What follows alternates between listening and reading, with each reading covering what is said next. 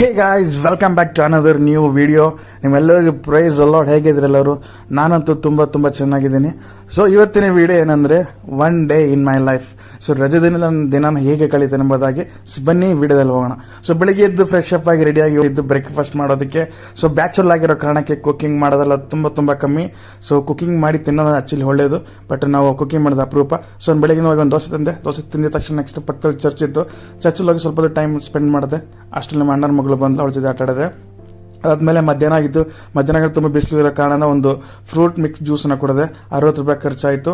ಅದನ್ನು ಕುಡಿದ ತಕ್ಷಣ ಮನಸ್ಸಿಗೆ ತುಂಬ ಸಮಾಧಾನ ಆಯಿತು. ಅದು ಮುಗಿಸ್ಕೊಂಡು ಬಂದು ಮನೇಲಿ ನಾನು ಸ್ವಲ್ಪ ಹೊತ್ತು ಮಲ್ಕೊಂಡೆ.